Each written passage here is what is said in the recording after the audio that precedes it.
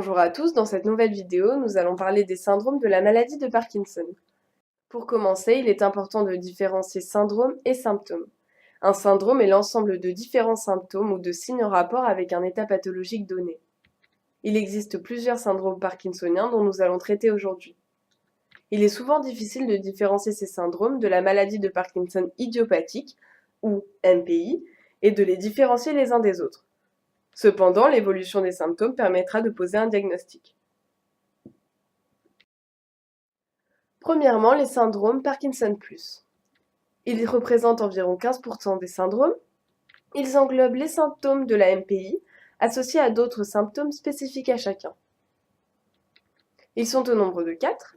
L'atrophie multisystématisée, la paralysie supranucléaire progressive, la dégénérescence cortico-basale et la maladie à corps de Lewy.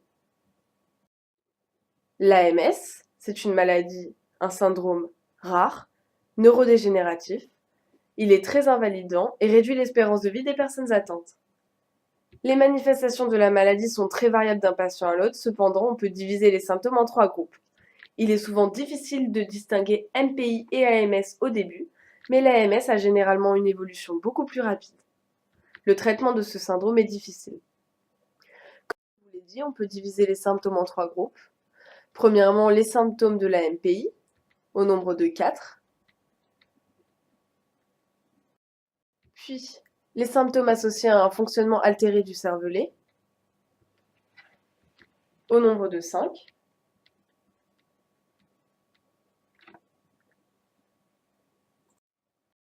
Et enfin, les symptômes liés à l'autonomie, au nombre de 6.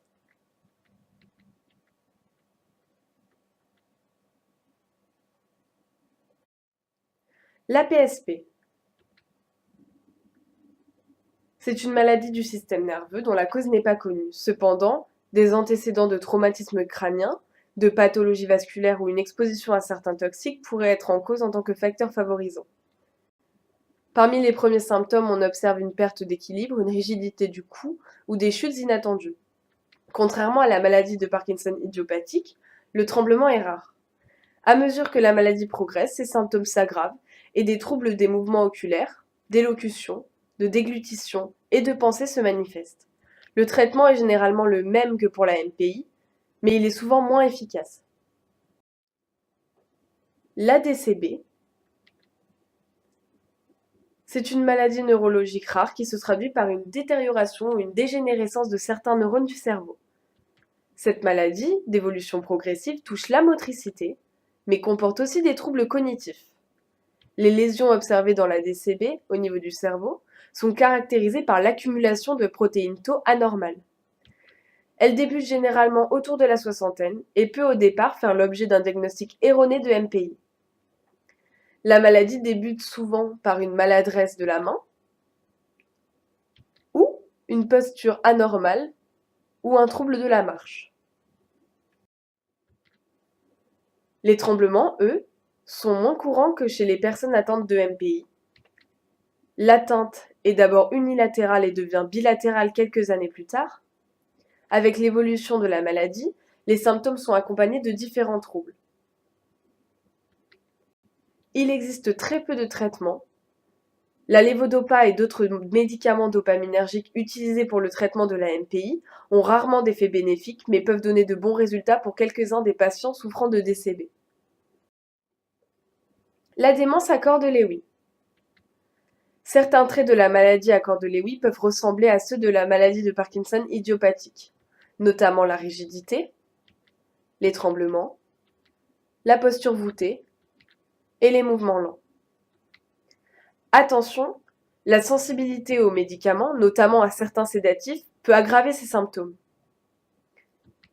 En plus des symptômes moteurs observés dans la MPI, on observe l'apparition d'hallucinations, d'une dégradation intellectuelle précoce, mais aussi la perte progressive de mémoire ou du langage, et du raisonnement. Les syndromes secondaires. Tout d'abord, le syndrome parkinsonien induit par neuroleptiques. Certains neuroleptiques, des médicaments utilisés dans le traitement de troubles psychiatriques, notamment la schizophrénie, peuvent entraîner un syndrome parkinsonien réversible. Cela vient du fait qu'il bloque les récepteurs dopaminergiques sans pour autant provoquer de lésions neuronales. Tous les symptômes disparaissent alors à l'arrêt du traitement. Le problème survient dans les cas graves où l'arrêt des neuroleptiques peut difficilement être envisagé. Des symptômes plus graves apparaissent alors et ils restent plus durables.